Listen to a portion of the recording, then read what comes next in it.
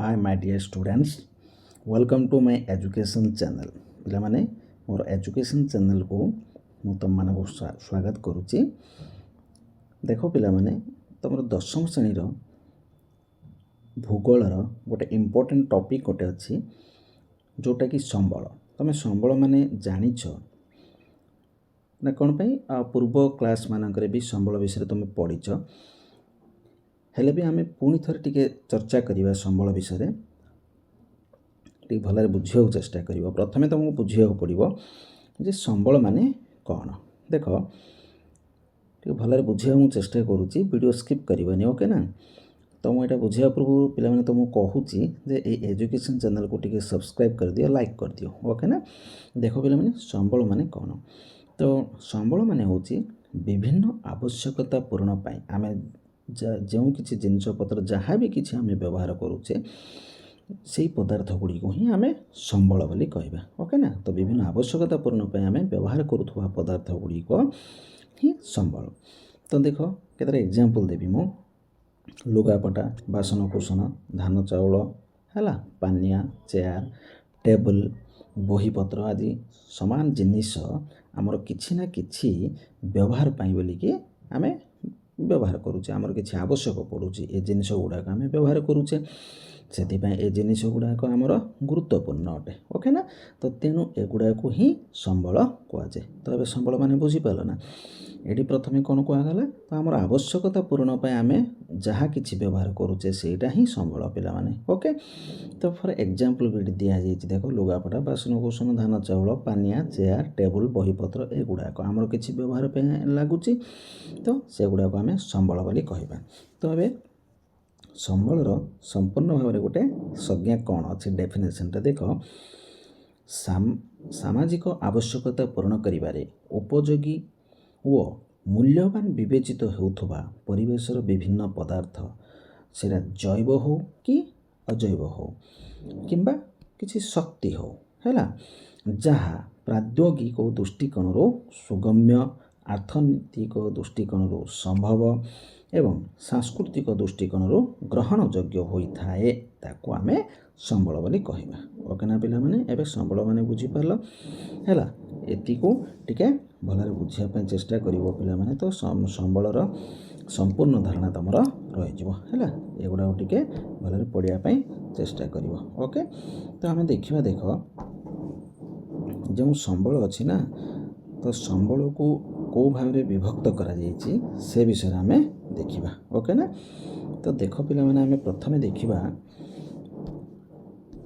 ମାଲିକାନା ଅନୁସାରେ ସମ୍ବଳ। କ'ଣ?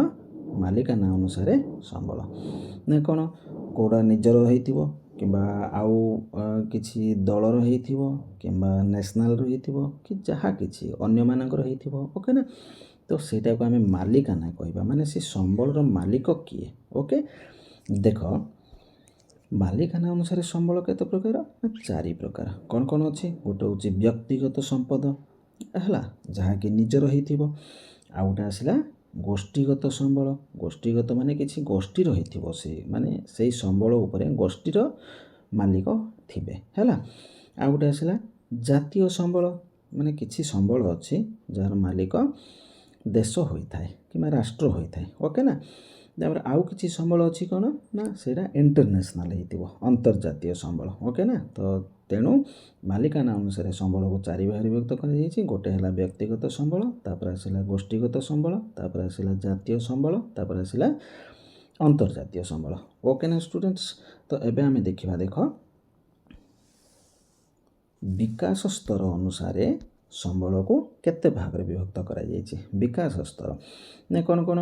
ପ୍ରଥମେ ଆସିଲା ଗଚ୍ଛିତ ସମ୍ବଳ, ଯେଉଁଟା ଗଚ୍ଛିତ ହେଇକି ଥିବ ଯେଉଁ ସମ୍ବଳ, ଯାହାକୁ ଆମେ ବ୍ୟବହାର କରୁଥିବା, ଓକେ। ତାପରେ ଆସିଲା ସମ୍ବଳ ଭଣ୍ଡାର, ତାପରେ ଆସିଲା ବିକଶିତ ସମ୍ବଳ, ତାପରେ ହେଲା ସଂରକ୍ଷିତ ସମ୍ବଳ, ଯେଉଁ ସମ୍ବଳ ସଂରକ୍ଷିତ କରିକି ରଖାଯାଇଥିବ, ଓକେ ନା। ଏତିକି ହେଲା ତୁମର ବିକାଶ ସ୍ତର ଅନୁସାରେ ସମ୍ବଳ। ତାପରେ ଆମେ ଦେଖିବା, ଦେଖ ପିଲାମାନେ, ବଣ୍ଟନ ବା ବିତରଣ ଅନୁସାରେ ସମ୍ବଳ, ହେଲା। ଆମେ ମାନେ ବଣ୍ଟନ କ୍ଷେତ୍ରରେ ସମ୍ବଳକୁ କେତେ ଭାଗରେ ବିଭକ୍ତ କରାଯାଇଛି? ନା ଗୋଟେ ଆସୁଛି କ'ଣ? ସର୍ବତ୍ର ସୁଲଭ ସମ୍ବଳ। ଏହାର ଅର୍ଥ କ'ଣ ବୁଝିପାରୁଛ ନା? ସର୍ବତ୍ର ମାନେ ସବୁଆଡ଼େ, ସୁଲଭ ସମ୍ବଳ ମାନେ ମିଳିପାରୁଥିବ କିଛି ସମ୍ବଳ ଅଛି, କିଛି ପଦାର୍ଥ, କିଛି ଜିନିଷପତ୍ର ଯାହା ବି ତୁମେ କହିବ ହେଲା।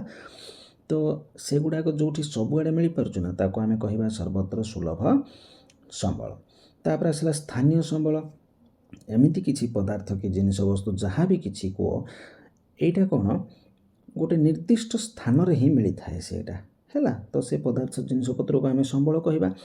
ଯଦି ସେଇ ସମ୍ବଳ କୌଣସି ଗୋଟେ ନିର୍ଦ୍ଦିଷ୍ଟ ସ୍ଥାନରେ ହିଁ ମିଳିବ ତ ତାକୁ ଆମେ କ'ଣ କହିବା, ସ୍ଥାନୀୟ ସମ୍ବଳ। ଓକେ ନା। ତ ନେକ୍ସଟ ଦେଖିବା, ଦେଖ ପିଲାମାନେ, ଭରଣ ଅନୁସାରେ ସମ୍ବଳ। ଓକେ, ତ ଦେଖ ଭରଣ ଅନୁସାରେ ସମ୍ବଳକୁ ନା ଦୁଇ ଭାଗ କରାଯାଇଛି। ଓକେ, ତ ଗୋଟେ ଆସିଲା ନବୀକରଣ ଯୋଗ୍ୟ ସମ୍ବଳ, ଆଉ ଗୋଟେ ଆସିଲା ନବୀକରଣ ଅଯୋଗ୍ୟ ସମ୍ବଳ ହେଲା। ଗୋଟେ ହେଲା ନବୀକରଣ ଯୋଗ୍ୟ ସମ୍ବଳ, ତାପରେ ଆସିଛି ନବୀକରଣ ଅଯୋଗ୍ୟ ସମ୍ବଳ। ତାପରେ ଦେଖ ପରିମାଣ ଅନୁସାରେ ସମ୍ବଳକୁ କେତେ ଭାଗରେ ବିଭକ୍ତ କରାଯାଇଛି, ଗୋଟେ ହେଉଛି ଦୁଇ ଭାଗ ହେଲା। ଗୋଟେ ଆସିଲା ଅପୂରଣୀୟ ସମ୍ବଳ, କ'ଣ ଅପୂରଣୀୟ ସମ୍ବଳ, ଆଉ ଗୋଟେ କ'ଣ ଅଛି ଅବିରାମ କିମ୍ବା ପୂରଣୀୟ ସମ୍ବଳ। ଓକେ, ମାନେ କିଛି ସମ୍ବଳ ଅଛି ଯାହାକି ମାନେ ପୂରଣ କରାଯାଇପାରିବ। ଓକେ, ତ ଆଉ କିଛି ସମ୍ବଳ ଅଛି ଯାହାକୁ ପୂରଣ କରାଯାଇପାରିବ ନାହିଁ। ତା'ର ପରିମାଣ ଯଦି କମ୍ ଥିବ, ଯଦି ସେଇଟା ଶେଷ ହୋଇଯିବ ତ ତାକୁ ପୂରଣ କରାଯାଇପାରିବ ନାହିଁ। ଓକେ ନା। ଆଉ କିଛି ପରିମାଣ ମାନେ ସମ୍ବଳ ଥିବ, ସେ ସମ୍ବଳର ପରିମାଣ ହେଲା ଅଧିକ ଥିବ, ତା'ର କ୍ୱାଣ୍ଟିଟିଟା ଯଦି ବେଶୀ ଥିବ ତ ତାକୁ ପୂରଣ କରାଯାଇପାରିବ। ଓକେ ନା। ତ ଏହି ପ୍ରକାର ଦୁଇ ସମ୍ବଳ ହେଲା, ଏଇଟା ପରିମାଣ ଅନୁସାରେ ସମ୍ବଳ। ତାପରେ ଦେଖ ବ୍ୟବହାର ଓ ସୁଲଭତା ଅନୁସାରେ ସମ୍ବଳ କ'ଣ କ'ଣ ନା ଅସରନ୍ତି ବା ଅକ୍ଷୟ ସମ୍ବଳ ହେଲା। ମାନେ ସରିବନି ସେଇଟା, ସେଇ ସମ୍ବଳ କ୍ଷୟ ହେବନି, ନଷ୍ଟ ହେବନି ସେଇଟା ଆମେ ଯେତେ ବ୍ୟବହାର କଲେ ବି। ଆଉ ଗୋଟେ ଆସିଲା କ'ଣ ନା ସରନ୍ତି ବା ସୀମିତ ବା କ୍ଷୟଶୀଳ ସମ୍ବଳ। ମାନେ କିଛି ସମ୍ବଳ ଅଛି ପିଲାମାନେ ସରିଯିବ, ସରନ୍ତି, ସୀମିତ ଗୋଟେ ଲିମିଟ୍ରେ ଥିବ ସେଇ ସମ୍ବଳ, ଅଳ୍ପ କିଛି ପରିମାଣର ଥିବ। ଓକେ ନା। ତ ଆମେ ତାକୁ ବ୍ୟବହାର କରୁଥିବା ନା ସେଇଟା କ୍ଷୟ ମାନେ ନଷ୍ଟ ହୋଇଯିବାର ସମ୍ଭାବନା ରହିଥାଏ। ସେହି ପ୍ରକାର ସମ୍ବଳକୁ ସରନ୍ତି ବା ସୀମିତ ବା କ୍ଷୟଶୀଳ ସମ୍ବଳ କୁହାଯାଏ। ଏହିପରି ଦୁଇ ଭାଗରେ ବିଭକ୍ତ କରାଯାଇଛି। ତାପରେ ଦେଖ ଉତ୍ପତ୍ତି ଅନୁସାରେ ସମ୍ବଳ କେତେ ପ୍ରକାର ନା ଦୁଇ ପ୍ରକାର ହେଲା। ତ କ'ଣ କ'ଣ, ଗୋଟେ ଆସିଲା ଜୈବ ସମ୍ବଳ, ଆଉ ଗୋଟେ ଆସିଲା ଅଜୈବ ସମ୍ବଳ ହେଲା। ଗୋଟେ ଆସିଛି ଜୈବ ସମ୍ବଳ, ତାପରେ ଆସିଲା ଅଜୈବ ସମ୍ବଳ। କେତେଟା ସମ୍ବଳ ଅଛି ଜୈବ ଭାବରେ ସୃଷ୍ଟି ହୋଇଥାଏ, ତାକୁ ଆମେ ଉତ୍ପତ୍ତି ବୋଲି କହିବା। ବୁଝିପାରୁଛ ନା, ଜୈବର ସୃଷ୍ଟି ଯେଉଁଟା ସେଇ ସମ୍ବଳକୁ ଆମେ ଜୈବ ସମ୍ବଳ କହିବା। ଆଉ କେତେଟା ସମ୍ବଳ ଅଛି ଯେଉଁଟାକି ମାନେ ଉତ୍ପତ୍ତି ଅନୁସାରେ ହିଁ ଅଜୈବ ହୋଇଥାଏ ସେଇଟା ହେଲା, ତାକୁ ଆମେ ଅଜୈବ ସମ୍ବଳ ବୋଲିକି କହିବା। ନେକ୍ସଟ ଦେଖ ପ୍ରକୃତି ଅନୁସାରେ ସମ୍ବଳ କ'ଣ ଆସିଲା, ପ୍ରକୃତି ଅନୁସାରେ ସମ୍ବଳ କ'ଣ କ'ଣ, ଗୋଟେ ହେଉଛି ପ୍ରାକୃତିକ ସମ୍ବଳ, ଆଉ ଗୋଟେ ଆସିଲା ସାଂସ୍କୃତିକ ସମ୍ବଳ, ତାପରେ ଆସିଲା ମାନବ ସମ୍ବଳ। ପ୍ରକୃତି ଅନୁସାରେ ସମ୍ବଳକୁ କେତେ ଭାଗରେ ବିଭକ୍ତ କରାଯାଇଛି ନା ତିନି ପ୍ରକାର। ଗୋଟେ ଆସିଲା ପ୍ରାକୃତିକ ସମ୍ବଳ, ତାପରେ ଆସିଲା ସାଂସ୍କୃତିକ ସମ୍ବଳ, ତାପରେ ଆସିଲା ମାନବ ସମ୍ବଳ। ଏହିପରି ତିନି ଭାଗରେ ବିଭକ୍ତ କରାଯାଇଛି। ଦେଖ ପିଲାମାନେ, ମାନବ ମାନେ ମନୁଷ୍ୟକୁ ବି ଆମେ ଗୋଟେ ସମ୍ବଳ ବୋଲି କହିବା ନା, କାରଣ କ'ଣ ନା ମନୁଷ୍ୟ ଯଦି ନଥାନ୍ତା, ମନୁଷ୍ୟ ଥିବା ଯୋଗୁଁ ହିଁ ସବୁ ଜୈବ ଓ ଅଜୈବ ପଦାର୍ଥ ଗୁଡ଼ିକ ଯେତିକି ଅଛି, ଯାହା କିଛି ଅଛି ସେଗୁଡ଼ାକୁ ବ୍ୟବହାର କରିପାରୁଛି, ତେଣୁ ଆମେ ତାକୁ ସମ୍ବଳ ବୋଲି କହୁଛେ। ତେଣୁ ସବୁଠୁ ମୁଖ୍ୟ ସମ୍ବଳ ହେଉଛି ମାନବ ସମ୍ବଳ। ପ୍ରାକୃତିକ ସମ୍ବଳ, କେତେଟା ଆମେ ପ୍ରକୃତିରୁ ବି ସମ୍ବଳ ପାଉଛେ। ବୁଝିପାରୁଛ ନା, ଏହିପରି ତିନି ଭାଗରେ ବିଭକ୍ତ କରାଯାଇଛି ପ୍ରକୃତି ଅନୁସାରେ ସମ୍ବଳକୁ। ଓକେ ନା ଷ୍ଟୁଡେଣ୍ଟସ୍। ତ ଦେଖ ପିଲାମାନେ, ତ ସମ୍ବଳର ଏତିକି କିଛି ମାନେ ସମ୍ୟକ୍ ଧାରଣା ଯେଉଁଟା ଅଛି, ଏଇଟା ତୁମମାନଙ୍କୁ ବିଶେଷ ଭାବରେ ମନେ ରଖିବାକୁ ପଡ଼ିବ। କାହିଁକି ନା ତୁମର ଦଶମ ଶ୍ରେଣୀରେ ଭୂଗୋଳରେ ଦେଖିବ ତୁମର ସମ୍ବଳର ହିଁ ଅଧିକ ବିଷୟ ସେଠି ଜାଣିବା ପାଇଁ ଦେଇଛନ୍ତି।